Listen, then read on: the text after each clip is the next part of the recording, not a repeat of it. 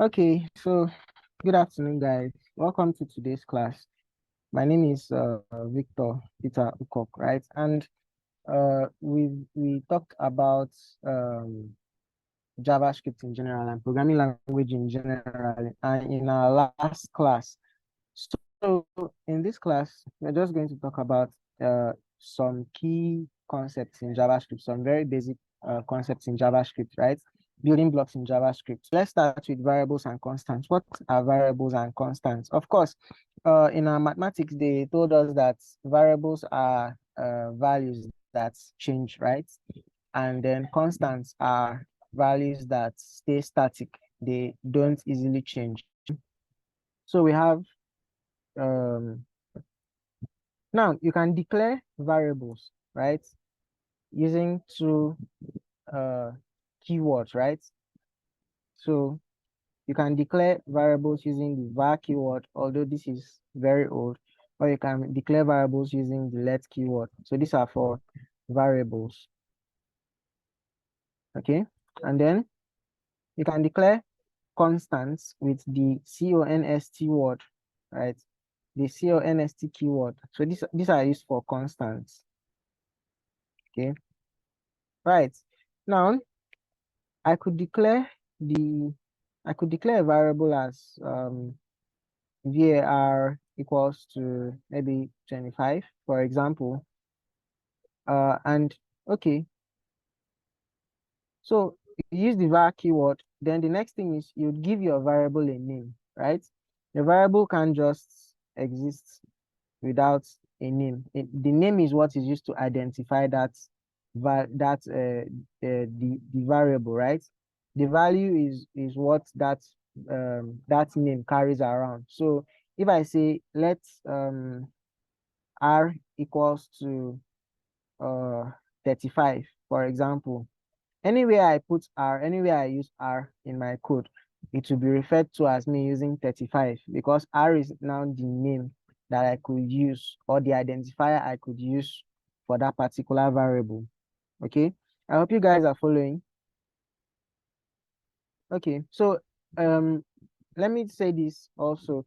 If you have any question, you can drop it on the chat section, right? And I'll be viewing it while I'm also explaining what I'm doing here. So if you're not following, you can write down there to drop my attention back to where you didn't follow, or where you dropped, or where you missed out on. So we have that var r is equals to 35.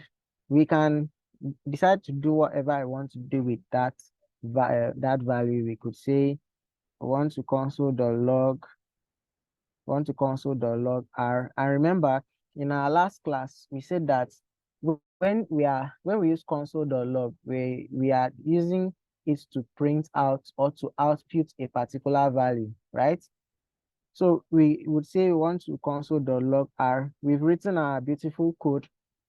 How do we print it out? How do we run or execute this code? So to execute this code, you click on terminal here. Right? If you check your VS Code, you can also code along, right? Not just watch what I'm doing, you can code along.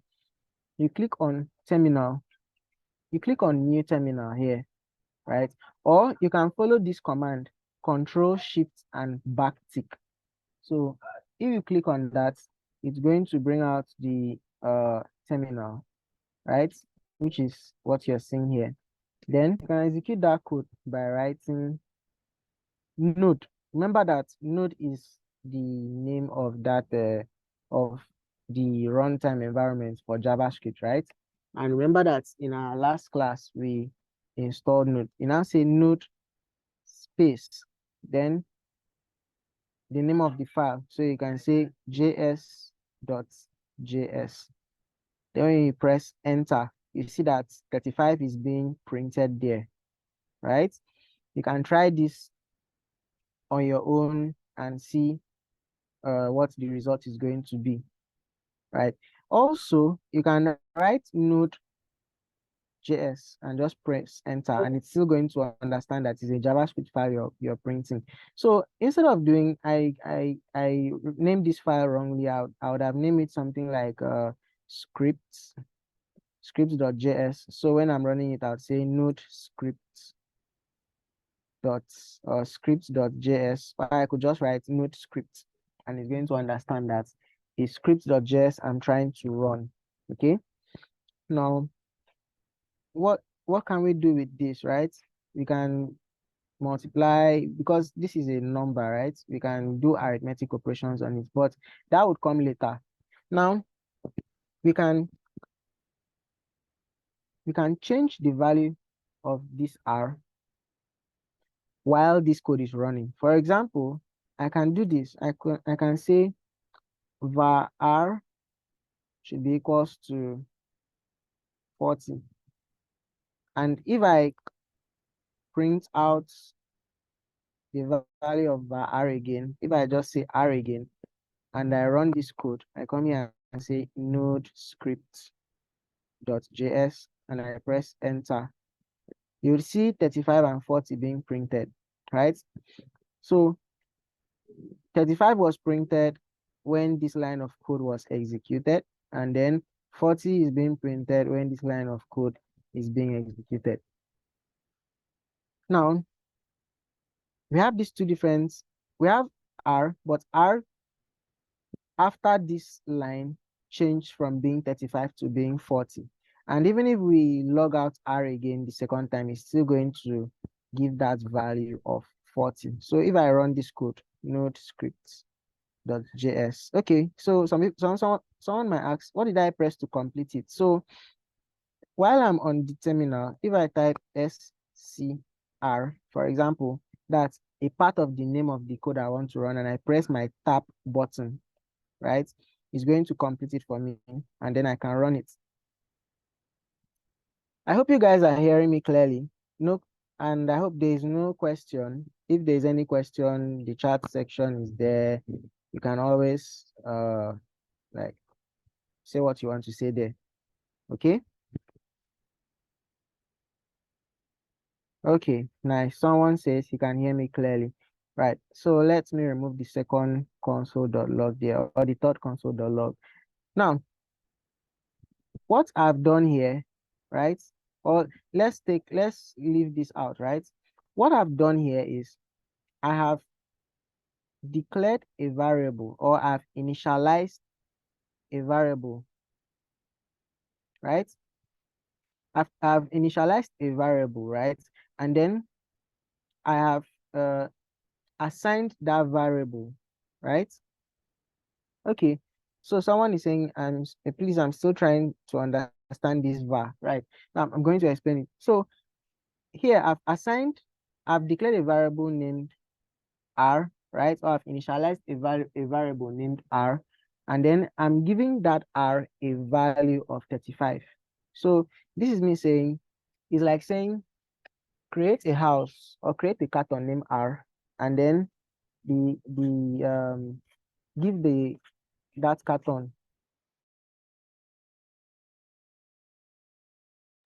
give that carton name r a value of 35. So what is going to happen here is that carton, right, is going to be created somewhere in your RAM. Your random access memory is going to be created, and the value is going to be stored as 35. So anytime we refer to r, is going to understand that 35 we are referring to. So var is a keyword, right? var is a keyword used to tell us that what we have here is a variable. You understand? What we have here is a variable, which means what we have there can be changed while the code is being executed. Okay. So that's why we're able to change it. So what we did here is we initialized a value. Initialized a variable, and we assigned that variable to a value. So I can also do this. I could say var. Now, what I've done here is I've initialized a variable named r, right? I've initialized a variable, like I've created a variable, right? Now, this variable doesn't have any value in it, but it has been created, no doubt, but it doesn't have any value, it's just there. What I can do now is maybe later on I can come back and give the value for R, but at this point, R is undefined. In fact, let me run the code. So if I want to, now I've executed that file a couple of times and I want to clear out my terminal, right? So I'll just write clear and press enter. So that's going to clear out my terminal, right? So it's like saying I have the same terminal, but is now fresh with less code on it, right? So I could then say node script.js, right?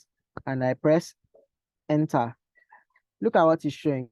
It's telling me undefined. Now, this is because I'm console.logging R. So what it's trying to say is, we understand that R exists, but R doesn't have any value. So R is not actually defined, but R exists. R is initialized, but R doesn't have any value attached to it. So we just say R is undefined. But then let's say I come down here and I say R should be equals to 200, like that, right? And then I then say console.log R. Then I come back here and run this code. I say node scripts.js and I run it. You'll see undefined and you'll see 200, right?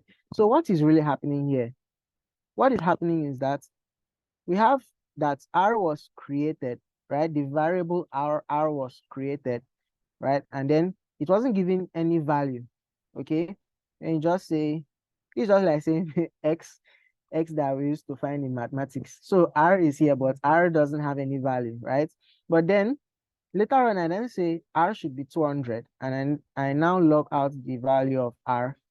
So R now can be seen as 200, right from this line downwards, right? Anytime I refer to R again, it will be 200 that will be given back.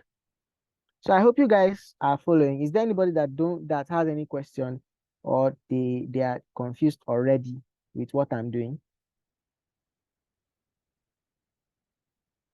Nobody.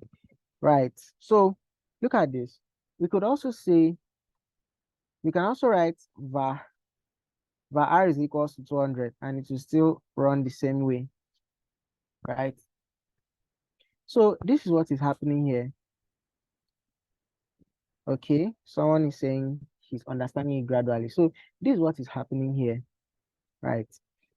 Okay, let me remove this R first. What is happening here is that this is this R, that space for the value of R to be contained is being created on the computer's memory, but it's created and is empty. It doesn't have any value in it, right? Then when I say R is 200, the place where that space was created in your computer memory would now be filled in with the value 200, right? And that value can be changed later on. I can decide that maybe I want to console.log R 2 times. And after console.logging R, I can decide that R should now cease from being 200 to being 500, right? And then I can console.log R again.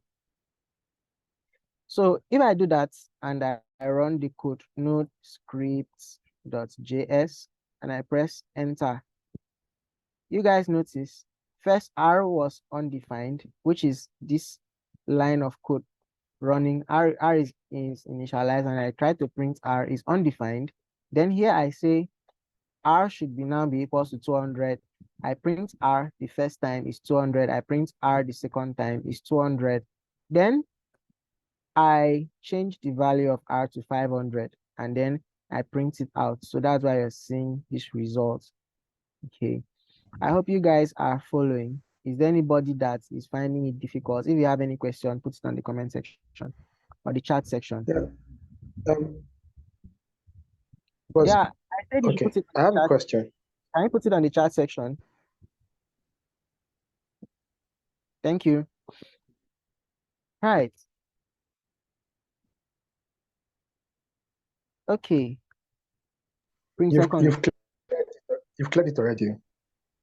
Okay. I've brought it back. Yeah. So l- what's the question? Yeah. Can, can you remove line 6, line 10, and 12 and run it?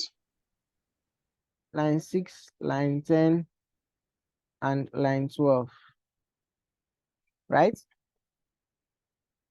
Yes. Okay, so if we remove that line, what we are just going to get is 500. So if I say node script.js, we are going to get 500.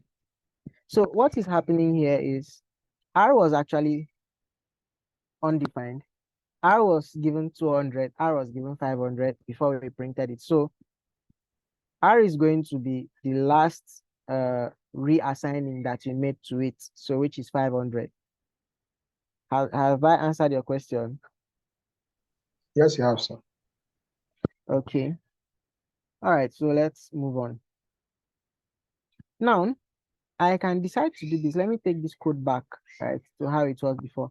I can decide to do this. I could say var r should now be equals to, I said var r should be equals to 200, then var r should also be equals to 500, and this is still going to give me the same result as it gave before. But this, what I'm doing here is I'm declaring, and this is like saying destroy the space that R was, right? The space that was created for R, and create that space again. Create, maybe that space might not be created in the same position as where it was before. So this is like saying destroy that space and create the space again, and then put 200. Then here I'm saying destroy uh, uh the former space and value for R, and create it again on the memory and assign it to 500. Right. So, but without the var, right? Without the var, I'm just saying don't destroy the memory space for R, but just remove the value or change the value of R from being maybe undefined to being 200, right? Or in this case, change the value from being 200 to being 500, but don't destroy the space that you had for R in your memory. Okay, so that's the difference between using maybe when you're reassigning. So what I'm doing here is called reassigning, right? Or at this point here, right? R was declared, but R wasn't assigned a value. So here I'm assigning R the value of 200, right? And then here I'm reassigning the value of R. So R here, right? Before this particular line 14 was executed, R already had a value which is 200. So since I'm saying R now should be equal to 500, I'm reassigning it. So I'm saying R should cease from being 200 to being 500. Does it make sense to you guys? Does it make sense?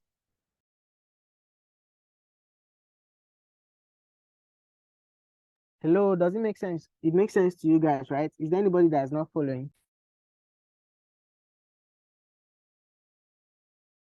Okay, so it makes sense to everybody. Right, so let's continue. Um, so this is how var. Now, there's also another difference between, there's another characteristics of var, but which I'm not going to talk about in this class, right? It's going to come in another class, but let's continue. So that's the thing with var, right? Let's move over to let. So, and we'll see why let is a bit different from var. So let me change this to let. I could say let R, right?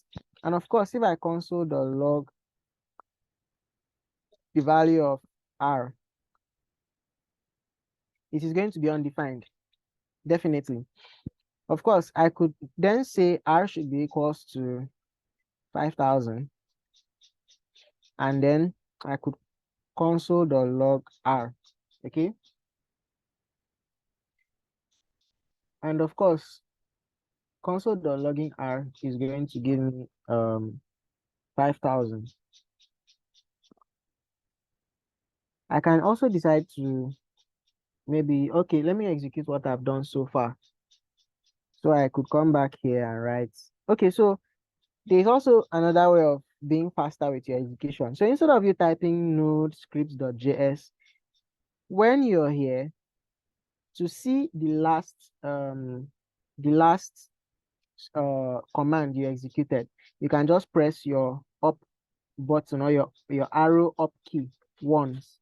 So if you press your arrow up key once, you're going to see um the last stuff you called, or the last script that you called. So if we do this and we press enter, you see that first R was undefined, but now R is now like 5,000, right? Now I can also decide to change the value of R again. I could say R should now be equals to 2,000, and then I console the log R. So if I do that and come here and execute it, of course you see everything still works the same, but with a difference. Now look at this. I am not allowed to destroy the value of, or the variable R. I can't do this. I can't say let R equals to 5,000, right? This is not allowed using let. So when once you declare a variable using let, right, you can't re-declare the value of that that variable. Okay, so if we do this, if I try to run the script, it's going to tell me something interesting. It will tell me identifier R has already been declared. So this is saying this is already declared. Why are you trying to re-declare it? Why are you trying to, like, maybe destroy the former space where R was being saved and recreate it? Is not allowed using let. So instead of that, I can only reassign the value I have in using let. I can only reassign the value. I cannot redeclare and reassign. So this is me declaring the value. I'm just saying let R, right, create a space and just name that space R, but let that space not contain anything meaningful. Then here I'm saying let the value of R now, let that space that was created hold 5,000, right? Then I log that out. Then here I say I want to change the value from 5,000 to 2,000. That's what I'm saying here. I'm saying R should now be equal to 2,000. And then I print that out and it works. So if I come here and say, let me clear out that, and then let me press my up arrow 2 times to get the second to the last command I ran, and I press enter, of course, you see, it runs perfectly well. Now, let's see, we've done var and we've done let, and we see that with let, we can't redeclare, but we are allowed to reassign. But using var, we can redeclare, we can reassign, right? Now, let's look at const. What is const? So we have things that don't change, right? Like constants. Like, for example, someone should mention something that's constant. Okay, we know that change is constant, right? We also know that what again is constant? God doesn't change too, so God is constant. He's always okay. The value of pi is, yeah, okay. Value of pi is constant. It's always 22/7 or 3.1415 or 3.142, right? Yeah, right. So now what you've mentioned, pi can also be user defined, right? So we can define something that shouldn't change during our runtime. So what do I mean by runtime? Now, if we execute this code, right? This code that I'm showing here, I say NodeScripts.js. That time that this code is executing, right, is called its runtime. That's time in which that code is being executed, or that code is being run, right? Or let's say executed, right? So that time from when the code starts executing to when the code finished executing is called its runtime, right? So let's see how let's see how var works. So if we have, sorry, let's see how const works, right? So if we say const a should be equals to 500, right? That will work well.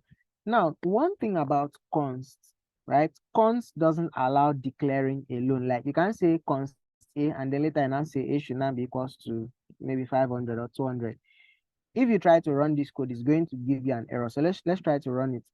If I say node script, it's going to tell you something interesting. It's going to tell you missing initializer in const declaration. So what's the value? You've not given it a value. You're just declaring that or initializing that particular const, right? Const is just a special variable that doesn't change its value while it is being executed. So you're not allowed to do this with const. Rather, you must always declare the value for your const. So I could say const a should be equals to 500, and then I could then say console.log const, oh sorry, console.log a. And if we come back and execute that, we are going to see that a is 500. Short and simple. You can't change the value of a even at this point.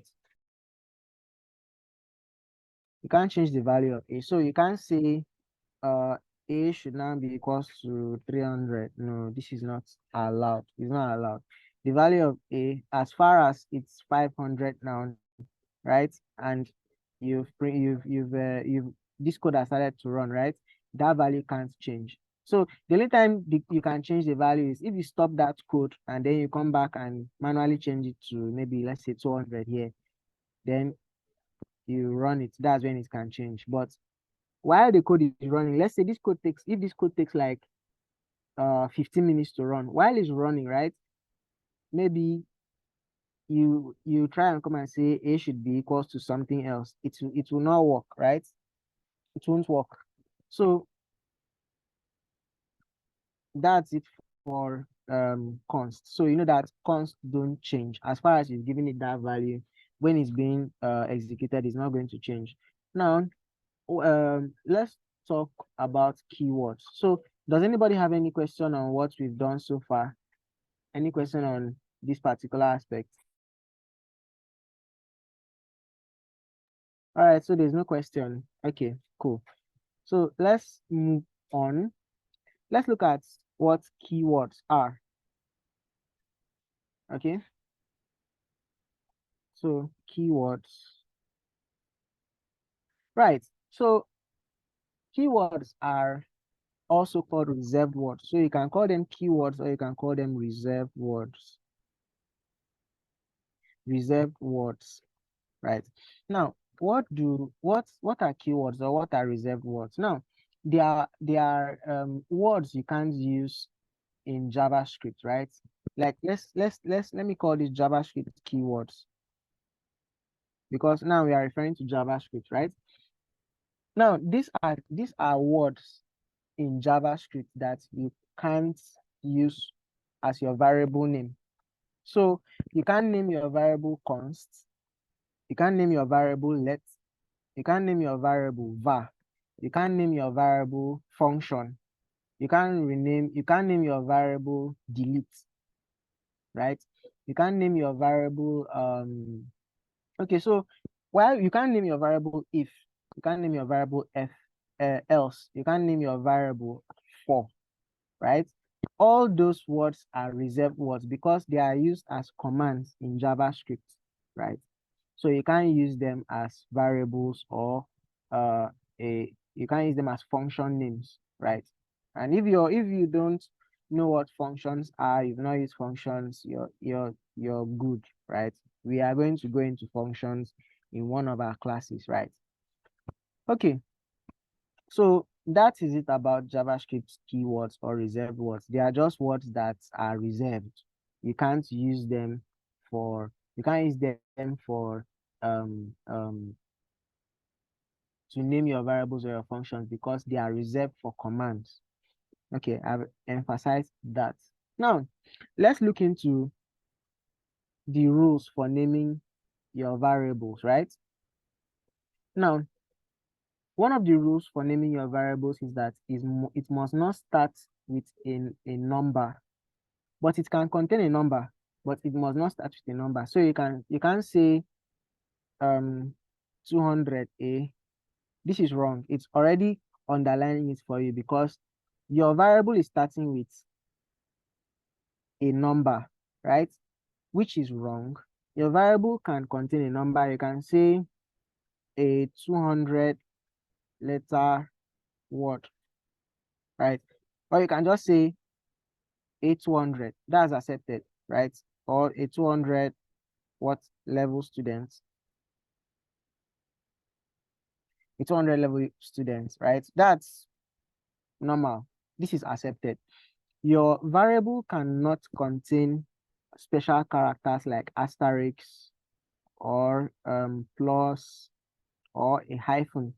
For example, you can't name your variable a, then you now say a asterisk or a asterisk 2, or you can name your variable a and 2, a and 2, or whatever I want to name it. Even if you say a and a, is not allowed. You can't use special characters like and. You can't use special characters like asterisks. You can't use hyphen to name your JavaScript variables, right? You can't use hyphen to name them. Your variables can't contain space, okay? Your variables can't contain space. So if you want to name a variable like this is wrong. It can't contain space. Now, there is what is called name casing when you are naming your variables.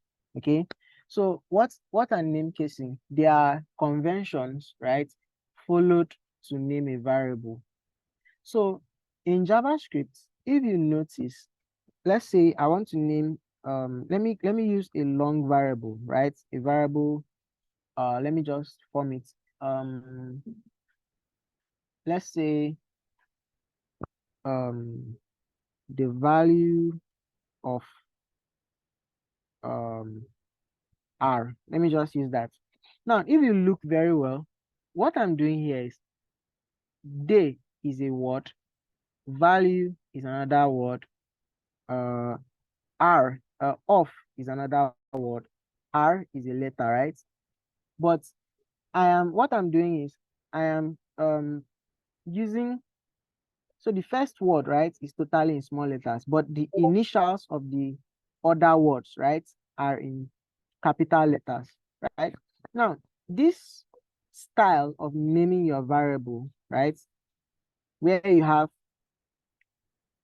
after the first word, the initials of the other words are in capital letter is called camel casing. So camel casing is what is mostly used in JavaScript. So a camel casing, right? Camel casing. So an example would be the value of R, right? So this is what is mainly accepted in JavaScript. So if I want to log this out, I could say the value of R, and if I print it, it's going to show 200. Now, another name casing which is used in CSS, not JavaScript. You can't use that name casing in JavaScript, is what is called the KABEB casing, KABEB. So when you say something like background color in JavaScript, for people that know front end, right, or for people that have had experience with front end, when you say background color, you say background, then dash, then you now say color, right? So this is an example of KABEB casing. You can't use KABEB casing in JavaScript. So if you even add a hyphen, it's going to underline your variable for you, telling you that you are wrong. Now, if you want to write background color but with camel casing, you would say background Then the color would start with capital C, then color.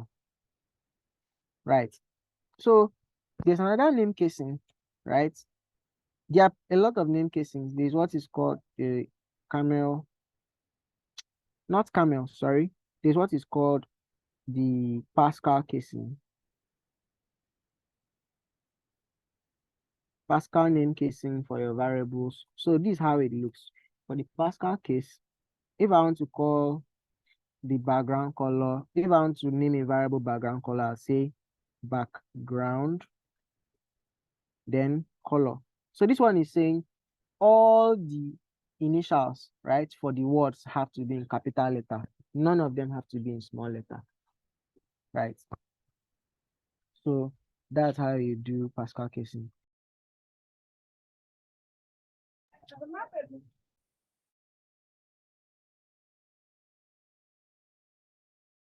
So sorry about that. Now, what what we are going to use mainly in our class is this one, is the camel casing. We are not going to use any of these other ones. Then let me not fail to mention this one, because there's one programming language that is actually a snake and everybody likes that programming language. It's very popular. So we have what is called snake casing. This is mostly used by Python developers, and even Python libraries use snake casing. So snake casing, if I want to define something like background color, would be background underscore color. So this is also accepted in JavaScript. So I could convert this to snake casing by saying then underscore value underscore of, then underscore R. This is accepted in JavaScript too. Right, it's going to print out what your the variable you want to print out. Pascal casing is also accepted in JavaScript. So I could say the value of R. Yeah, this is also accepted. But Pascal casing is mainly used in C#. From my experience, is mainly used in C#. So what JavaScript uses is camel casing mostly, right? So what else do we want to? Okay, so let's move on now. Is there any question? Does anybody have any question they want to ask based on what I've explained so far? Any question? Wow, so everywhere is quiet. I hope everybody's following. Okay, so let's scratch all this. You can use this too, right? You can use Pascal casing or snake casing, but it's your code would work fine. You can also use them to name functions. You can use Pascal casing, snake casing, or camel casing to name functions. The only one that's odd here is kebab casing, which is used in CSS, which JavaScript doesn't accept. So we can scratch that. So these are the 3 accepted ones. So we can also scratch these ones because JavaScript is mainly camel case, right? So I'm glad that everybody's following me and nobody is left behind, because my goal is to make sure that every of you understand JavaScript and can use it to start working and start making money. Okay, so that's by the way. Now we want to talk about a very important topic, right? In fact, all the topics we've been talking about is important, but this one is also very important, and it's something you're going to actually come across when you start programming. When you're going to program, you're going to come across all these things, but this one is very important. Listen, there is what is called data types in JavaScript. Data types. So okay, before we even go into data types, there's something I just want to say, right? This semicolon you put here in your JavaScript is totally optional. I can remove this semicolon and remove this semicolon and run my code. It's going to still run perfectly well. Okay.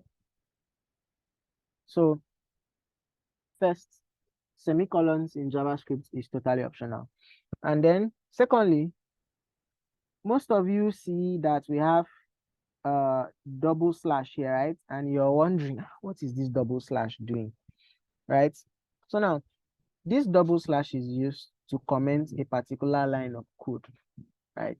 So from whatever appears after the double forward slash is going to be commented. So when I say commented, it means that the compiler or the JavaScript interpreter, right?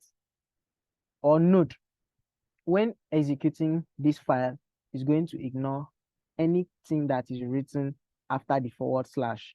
So that's why I'm running this code and you're just seeing that it's taking the value or the constant here, is saving it somewhere in the memory and is logging it out here, right? It didn't try to execute any of these things I've written up, right? Because they are commented. And this kind of comments, okay. Yes, so print second, yes, the semicolons are optional. So whether you put them, I could decide to put one here and run my code. I can decide to put the two and run my code. It will still run perfectly well. So yeah, so Emmanuel is asking, is the double forward slash the only way of commenting in JS? No. So this method of using double forward slash to comment, right? This is called the single line comment. So if I want to write something in this next line, right, I have to, if I want to comment it, I have to now write another double forward slash again. If you like, you can keep a space for readability, right? But this is just to comment that particular line of code, right? Now, there's what is called multi-line comments in JavaScript. For example, if I want to comment like 20 lines of code at the same time, and I don't want to put forward slash, forward slash, forward slash, forward slash for the whole 20 lines of code. So the best thing for me to do would be to do this, to then write, I would say forward slash and asterisk. You see, that has already commented these 2 lines of code. Then this is used to open or start multi-line comments, right? Then if I want to end the multi-line comments, I'll then come and say asterisk and then forward slash. So now anything I write under here is going to be executed, but everything that is inside this multi-line comment is not going to be executed. It's just going to be there. So if I want to remove the comments, I will just remove this line of code and remove that line of code. So that removes the comments from these 2 lines. Okay. So if let me do it again. So if I want to comment these 2 lines, I can say forward slash asterisk. To end the comment, I would say asterisk and forward slash. So I could then write console.log here.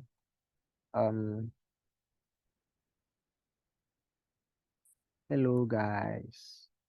And then I can run it. So I could come back here and say I run that and it shows hello guys. Okay, nice. I hope there's no question on that. Right. So everybody's following. Fine, fine, fine, fine. So we have data types. Let's come back to data types. Now, if you notice, when I wrote something here, I wrote console.log hello world or hello guys, and I put it in quotes.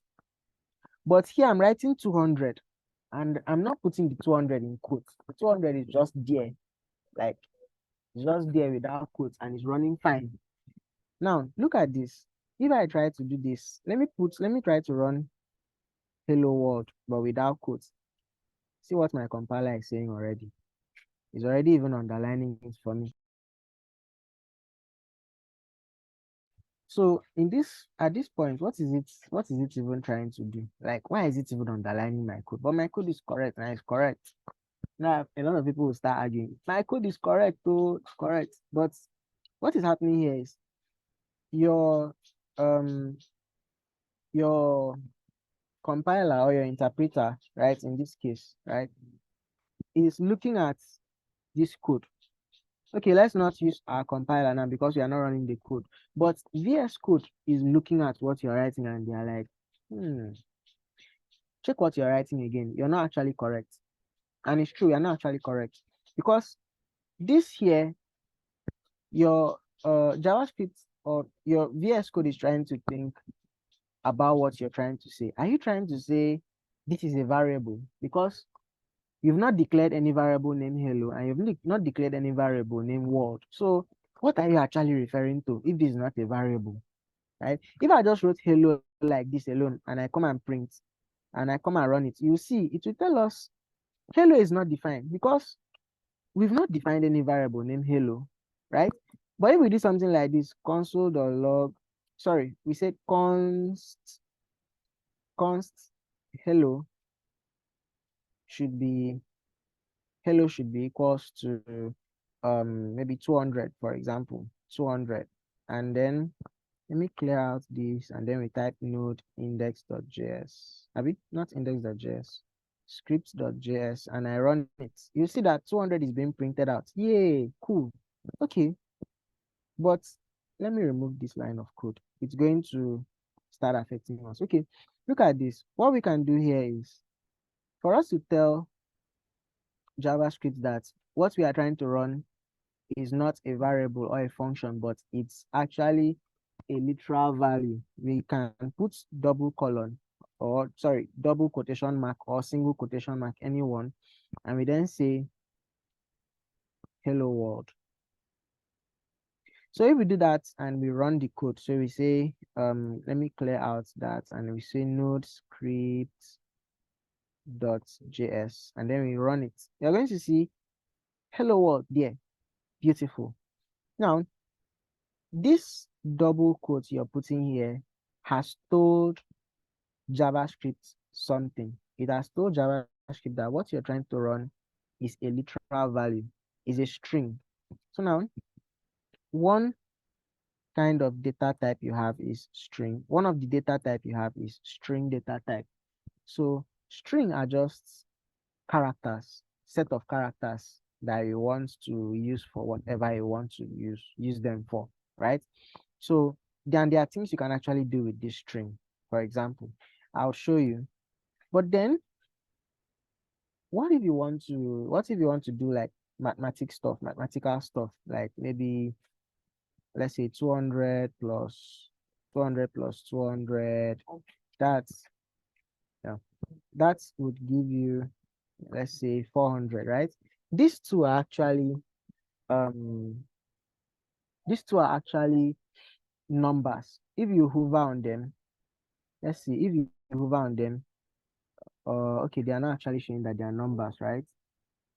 So I could do something like this. Console.log, sorry, I don't know why I like console.log, const, r, I don't know why I like using r. I'll just say const v1 should be equals to 200, const v2 should be equals to 300. Of course, if I want to add these two together, right, I'll say v1 plus v2. Of course, I could even do that outside, right? I could do that outside here. I could say const v3 should be equals to v1 plus v2, and then I log out const v3. That will still work. So if I do that, we have our value to be 500, right? So this is cool. This is beautiful. It knows that we are trying to add both values, right? Okay, but then let me put this in quotes and let me put this in quotes too. Let's see what it's going to give us. Right. It's giving us 200, 300, right? And why? So can someone tell me why it's giving me 200, 300 instead of giving me 500? Can anybody try?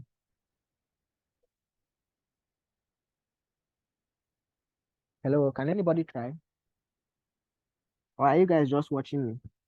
Yes, sir, we can hear you. Yeah. Oh, someone is saying it's because of the semicolon. Okay, let me remove the semicolon. Let me remove them. And let me run it again. It's still giving 2030. Oh, okay.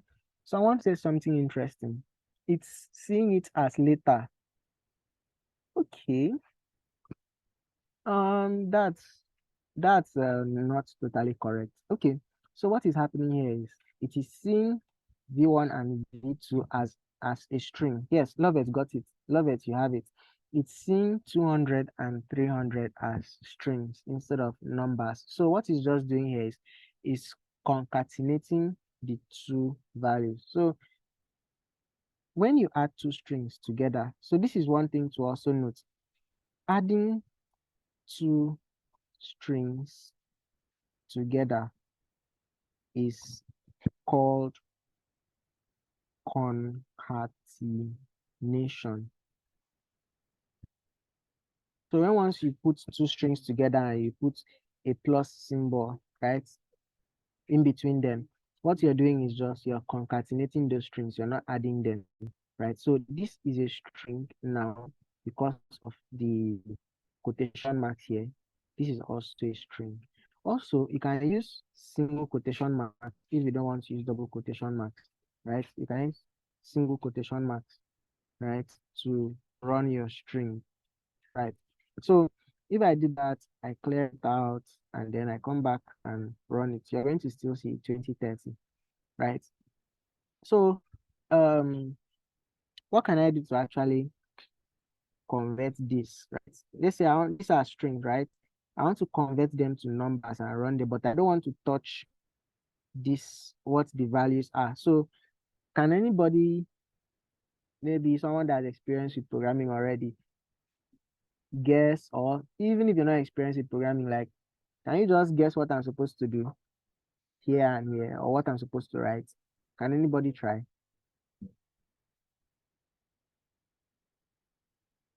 The room is quiet.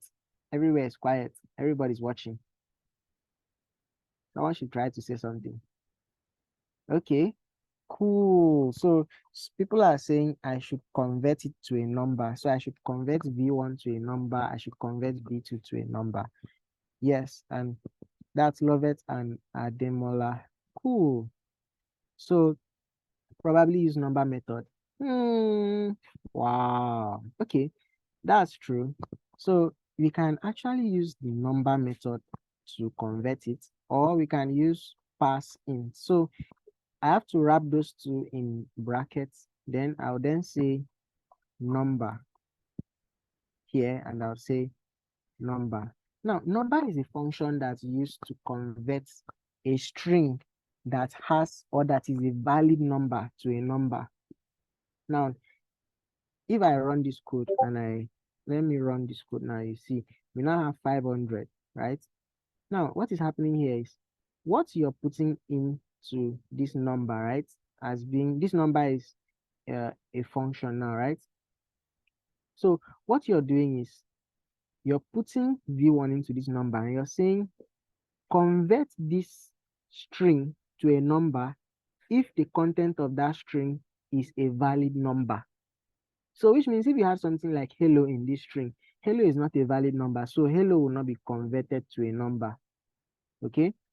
Instead of that, you will have not a number as a result.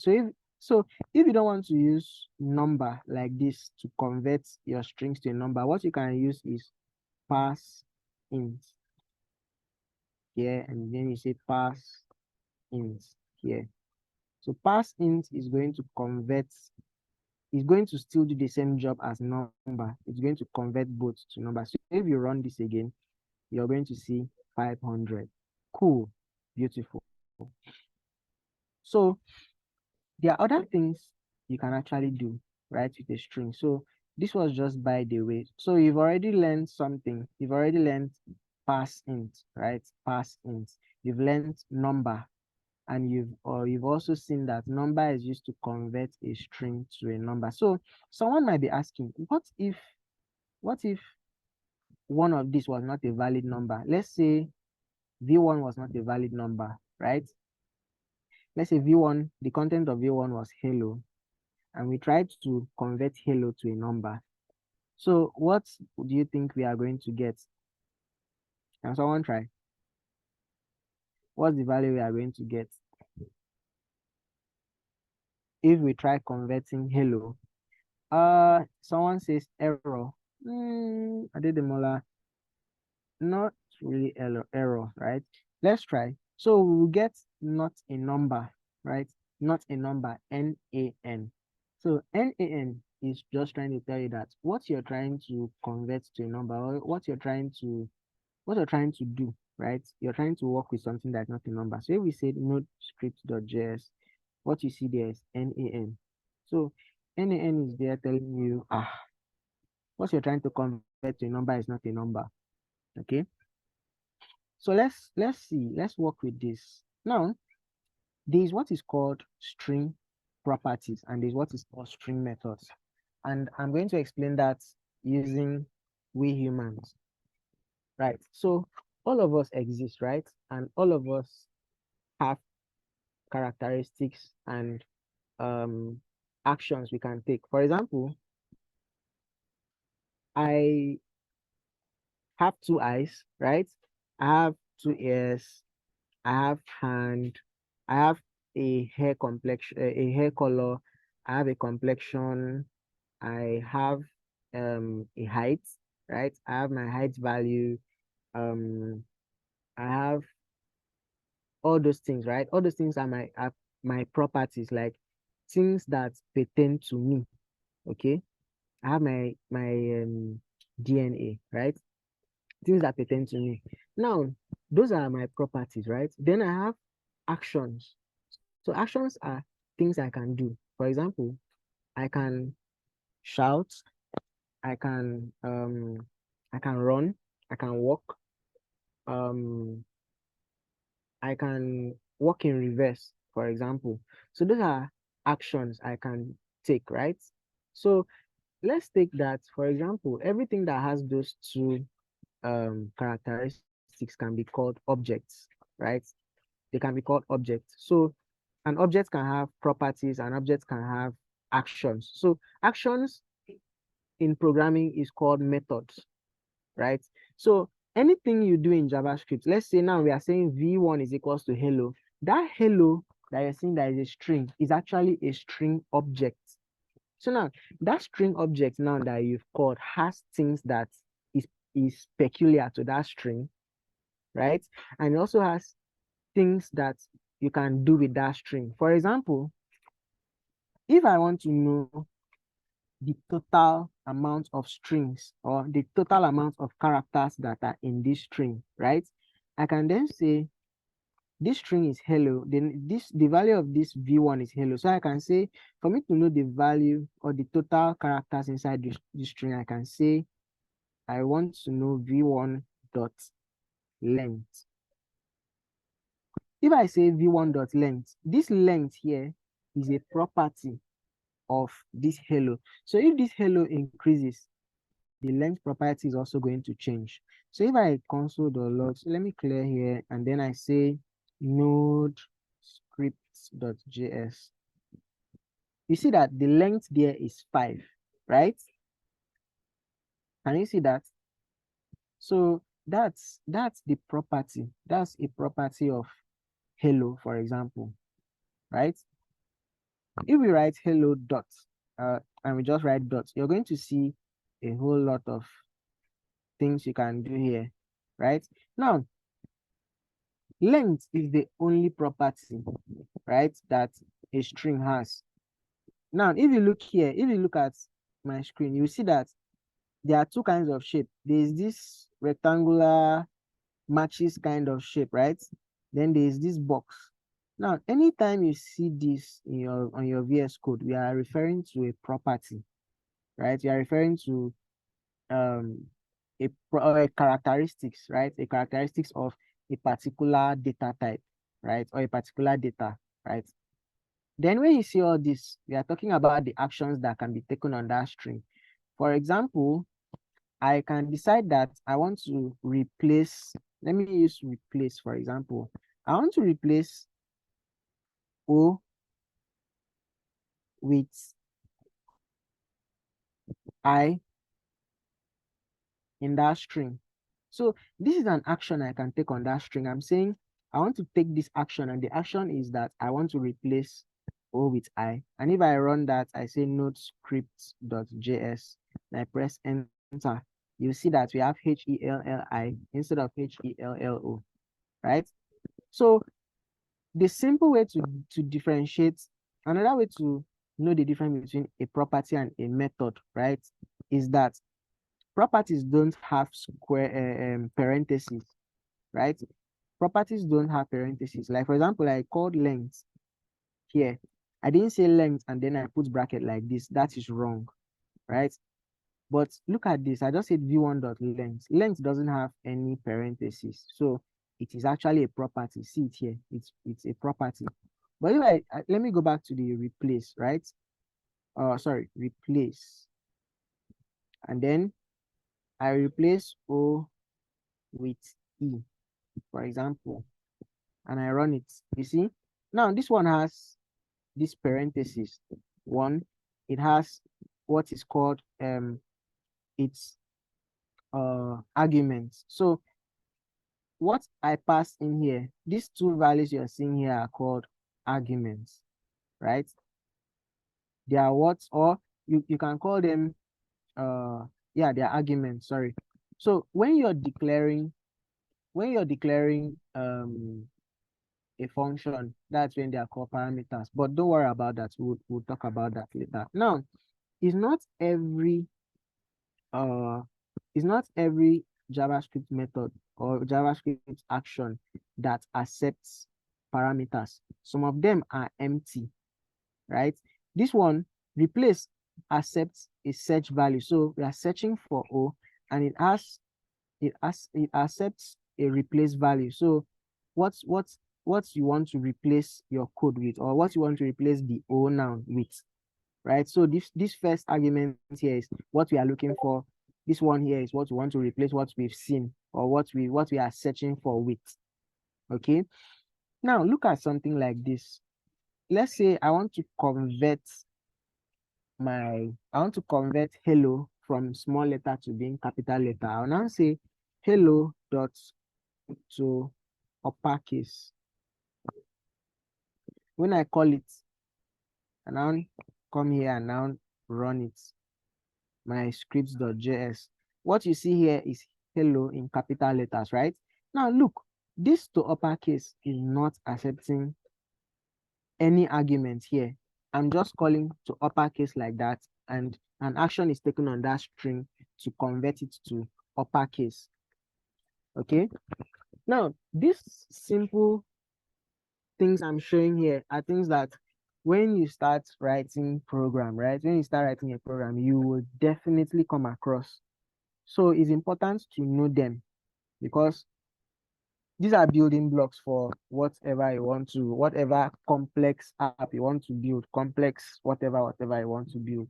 This is the building block for it. If you don't understand this, you would have issues trying to build things that are even more complex. So, and two, there is a question on someone's mind on this call. I'm not a prophet, but I know that there's this question on people's mind, that why is it that instead of converting, why don't I just come here and on my caps lock, and then write hello like this, and then just print it out? What's the need of me writing to uppercase to convert it, or writing to lowercase to convert it? Can't I just come and change it here? I know there's somebody that is thinking that way in this call. May it not be you. So this is the reason for that. First, you're not building any platform because you're going to be there with the users to tell them what they are going to do, right? You're not building. Imagine that you maybe want to use Facebook, and Mark is at your side telling you this is how you must type this thing for it to work. If you don't type it like this, you should not work. Or you now have a manual for how to type things, and if you don't type it, that is not going to work. No, you're building apps that when they get out there, right, whatever is given to them, right, whatever is given to it, it should be able to work with it. It should be able to pass that data. That's to work on whatever data is being given on, and then use it to make meaning, right? So a classic example of how this could work is, for example, if someone is registering on your platform, and let's take for example, you don't want you want the person to put his first name and his last name, and of course you know that everybody's first name and last name, anybody's name should always start with capital letter. But this stubborn user comes and puts his name as Victor,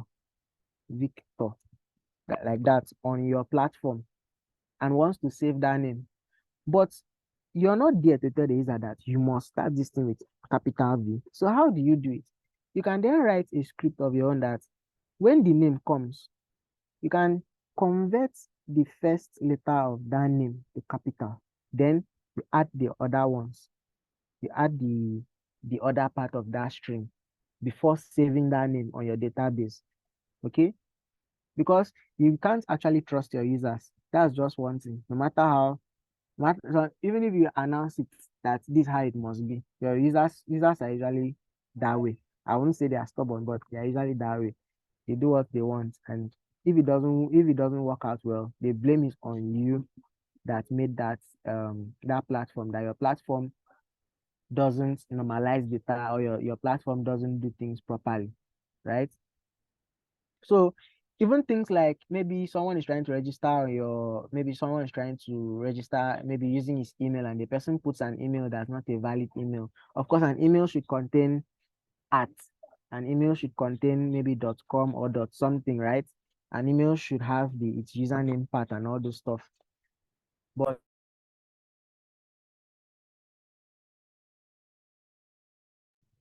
you don't see that. You're just seeing maybe the person just puts in his name at where he has email, right? How do you validate that? How do you check if this email has this value, and all those stuff? Or how do you convert data that maybe someone puts in? Maybe someone puts in a date, and the date is maybe 21st or 21/6/2020. You know that another person might come and put 21-6- all those kind of things. How do you work with data, right? And how do you make it dynamic in such a way that when once you build that platform, you put it out there, people can use it, and your mind, like you don't need to be there to like force them to do anything. If they don't do things the right way, the platform might either convert what they are doing to what is right, or tell them the right way of doing it without you being there. So that's the importance of knowing all these small things, right? So in that case, if someone puts in a name like this, Victor, I can say I want the V at the index of 0. This just to show you something. Dot to uppercase. Then I'll then say plus V1 dot slice, and I want to slice at the index of 1. So if I do that, let's say the person puts in his name as Victor that way, and I run this script, this should convert the person's name from just lowercase Victor to Victor with the first value there being in capital letter. Okay, I hope you're getting that. Okay, so is there any question?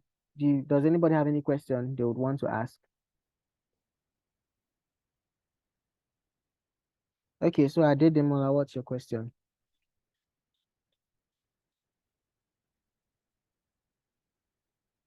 Hello, Adedemola. Yeah? Good afternoon, sir. Yeah, good afternoon. Yeah, this scenario you just painted now, if we are to follow what you did now, is it that we are going to use console log to log it to the JavaScript? Abi, we can still use the const to log it to the JavaScript. Assuming this is a real life scenario now, we know that once the user inputs, the data is supposed to go somewhere. Is it that when we're writing the codes now, are we supposed to use log? I mean, we're going to use another thing to store the data. Okay, so this is the thing. This is just an example I made here.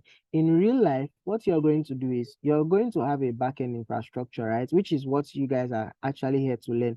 You would have a backend infrastructure that listens to requests made from a user, or made from a user's mobile application, or made from a website, right, to the back end. So the back end is just there waiting for a request. So once that request lands on the back end will pick it, and then the back end will run a set of code that you as the developer is going to write.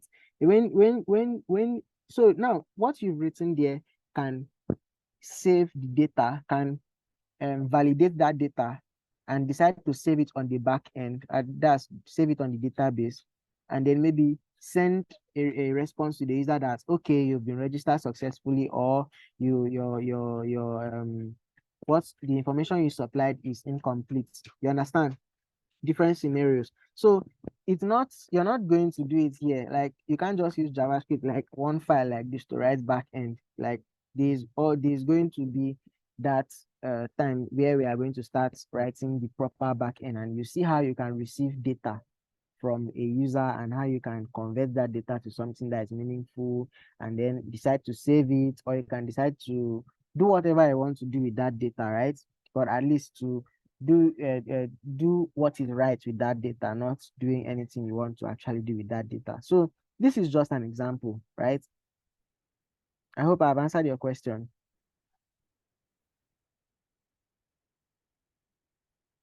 Hello, have I answered your question? Sorry, I didn't get the parts very well. I had little data issues. So what I was saying is that in a real life situation, are we going to log it? Is it that we're going to use console log to store this function? Is it functional? This No. code just written? No, you're not going to use console.log to start. See, console.log is just used to show the result of what you want to do. Like, it's not mandatory you must use console.log to. Console.log doesn't have any power apart from just logging out what you want. So the reason I'm using console.log repeatedly here is I want to see what I'm doing. I want to see the result of what I'm trying to do. If it will give me the right result, or if it's going to give me the wrong result. If I don't write this console.log, and okay, take for example, I remove this line of code and I remove this console.log and I just write it here like this, and I execute my code, nothing is going to be printed out here because this is actually added, right? But what command am I using to show this back to myself now? What command am I using to show it back to myself here? There's no command here, there's no console.log that is saying show the result, right, of that particular function. So it's not going to show here. I hope you understand. So if you don't add it to a console.log, it's not going to actually show. It's just going to be there. Okay, So I understand you. What I'm saying is that in a real life project, assuming we are building a web page or an app, that if we want the user, maybe we don't know what the user wants to input. Assuming the user inputs this Victor and want it to be capital letter, I'm saying that is it that we're going to use consts for this code? We just use the v1 bracket 0. Is it that we're going to use const to store this No.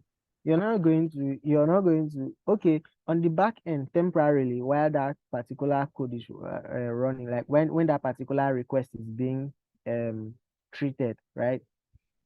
You can store it on const, but storing it permanently would mean you moving what you have on your variable to the database. So there's a code to write to tell the database that you want to store a value the user has sent, or a value that you worked on that the user previously sent. You want to store it permanently on a database. And so, but you can't just write configure whatever, or when the user makes someone everybody should mute, sorry. Who is that? Someone should mute. Yeah, I was trying to hello? Can you hear me? Yeah. I was trying to say something. I think what he's trying to ask is like, are you going to store this value, what you have now, in a variable? He's not talking about database now. Yeah, yes, of course, there is a request that comes from a user, right? And to your, let's say, to your backend infrastructure, you're going to store it on a variable now, because, or even if you don't store it in a variable, it's going to come in a property or in an object. That object contains properties, and properties are still variables. So you are going to get access. You can decide to restore it on a variable temporarily, and then work on it directly from that variable. You understand? So you're going to stay working how you're going to like do without it. I hope you understand. Yeah, I think that's what we want to see, like you storing this in a variable and then probably using console log to call that variable. Yes, you can do that, but that's not what you'll be doing on back end, on in real life, right? What you'll be doing on back end is more of manipulating the data that is being sent to you and storing it, not just calling console.log. Like if you call console.log, what happens when if the person wants to retrieve his data, will you send it? How will you send it back when you did not save it? You understand? So the console.log there is just to show you, maybe if you just want to be seeing what the users are sending in, you can decide to console.log somewhere in your code just to see maybe the result of what a user is sending you, or the result of what you're sending in when you're testing your own code. But at the end of the day, when you move to production, it's always advisable that you remove all the console.log. In fact, there's a way you can write it that when once you push your code to production, nothing logs out except when you're on development. But for now, just know that you can console.log, right, when you're developing, but when you move to the production environment, you should just remove all the console.log and just let the code run like that on its own. Okay.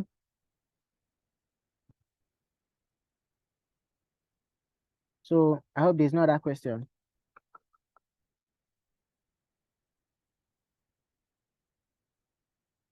Hello. I hope there's no other question. There's no question, sir. Okay. All right. So I hope I've answered your question, Ade Mola. Okay. So that's what I wanted to explain to you guys in this class, right? So by the next class, we are going to go more in depth into strings and numbers, right? This one is just an introduction, right? So in our next class, we'll go into those things in depth. So apart from strings and numbers, we have Boolean, right? We have Boolean as another data type. Boolean is just simply true or false, right? So true or false, and you get that value of true or false when you're trying to compare maybe two or more than two different data types or different values. So you can say, is 5 greater than 2? That is going to return true to you because it's true that 5 is greater than 2, right? So Boolean is just true or false. Then we have array. Arrays are even objects actually, but we have arrays, right? And we have objects.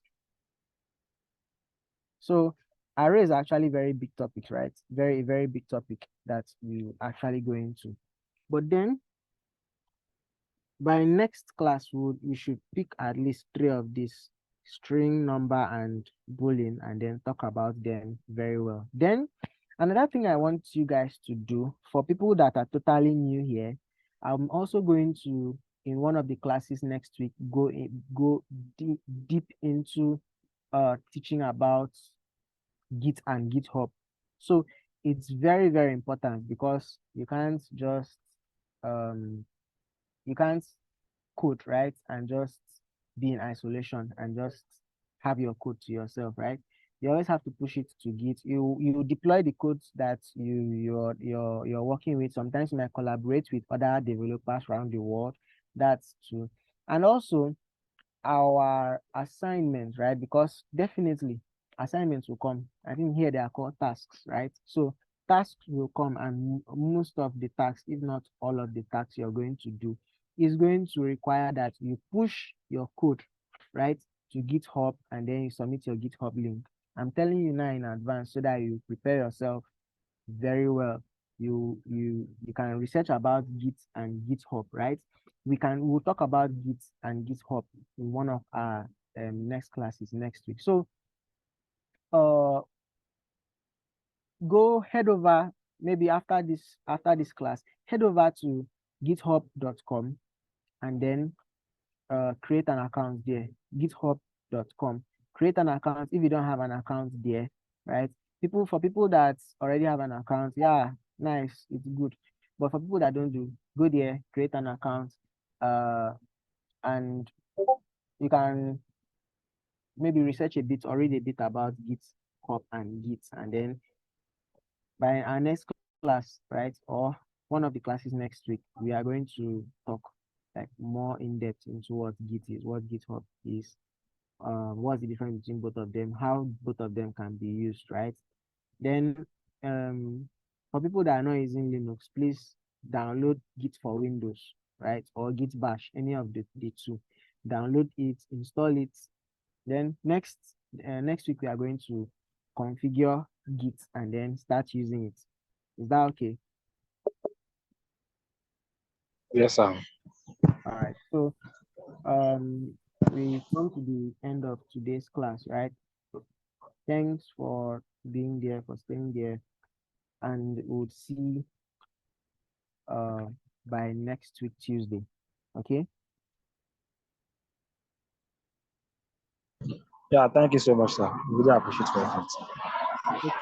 You're welcome, and thank you for joining. I hope to see a larger number of people in the next class. All right. So enjoy your day, and bye bye.